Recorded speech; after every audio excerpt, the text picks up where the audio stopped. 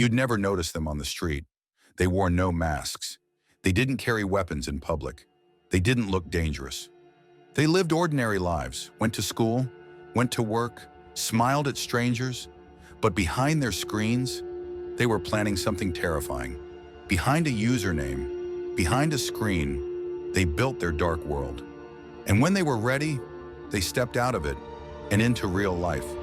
By then, it was too late. These are true stories, real victims, real killers, and the internet was their hunting ground. This is The Internet Killers.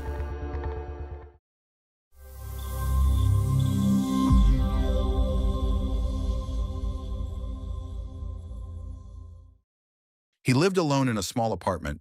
He rarely spoke to anyone, but in online he was known as Fetish Freak, a man who blogged in detail about torture, mutilation, and cannibalism.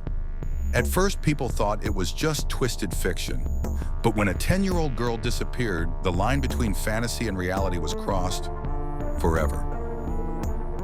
Purcell, Oklahoma, population just under 6,000, a quiet rural town where everyone knows everyone. But inside one small apartment, something monstrous was growing. Kevin Ray Underwood, 26, lived alone. He worked at a grocery store. No criminal record, no major red flags, at least not offline. But in online, though, it was a different story. He ran a blog where he documented his dark thoughts.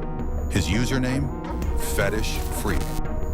On that blog, Kevin used to write disturbing things like that human society doesn't accept. But one day Kevin wrote, "Today I realized I'm a functioning homicidal maniac. It feels good to be this open." He detailed fantasies involving killing, mutilating, eating human flesh, and even described how he'd do it. No one reported it. No one believed him. Just a few doors down from Kevin's apartment lived 10-year-old Jamie Rose Bolin. She was bright, curious, and trusting. A girl who often rode her bike around the complex and smiled at everyone. On April 12, 2006, Jamie vanished. Her father reported her missing after she didn't return from the library. A massive search began. Volunteers, police, even the FBI joined in. News stations flashed her photo. People put up flyers. Kevin had been planning the crime for weeks. His blog hinted at it in subtle, chilling ways. He wrote about wanting to commit the ultimate crime and to finally act on his urges. He prepared his apartment. On his table, a serrated knife, a meat tenderizer plastic wrap, a cutting board, not for food, and a large plastic bin for hiding the body. That afternoon, he saw Jamie walking alone. He approached her, offered to let her watch a movie in his apartment. She said yes. Moments later, he locked the door behind her. He struck her with the cutting board, knocking her unconscious. Then, he placed a plastic bag over her head and smothered her until she stopped breathing.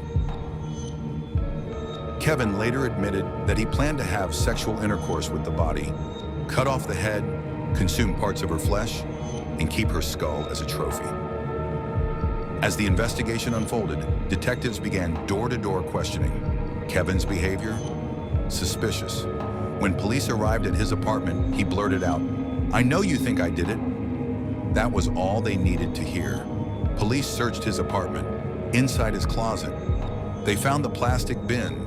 Inside it was Jamie's body. Kevin was arrested on the spot. What followed was a full confession. Calm, detailed, no remorse. He told investigators, "I wanted to try necrophilia and cannibalism. I was going to eat her." His blog became a roadmap of his descent. Post after post, he described urges. Violent, dark, and escalating. He had joined internet forums discussing graphic fetishes, murder fantasies, and body mutilation. In one post he said, "I've always been fascinated by death, especially decapitation.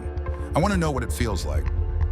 After his 2006 arrest, he was tried in court, found guilty of first-degree murder, and sentenced to death in 2008. His blog wasn't just a cry for help, it was a warning, and nobody saw it until it was too late.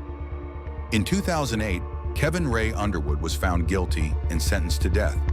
His confession, blog posts, and disturbing planning left no room for doubt, but his story remains. A digital horror tale of how darkness can hide in plain sight. A lonely man sharing unspeakable urges on the internet, not in secret, but out in the open.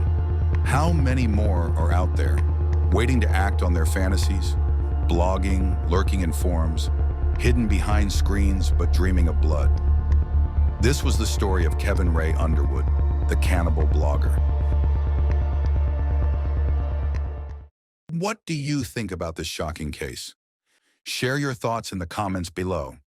And if you found this case intriguing, don't forget to like this video and subscribe to our channel for more spine-chilling crime investigations.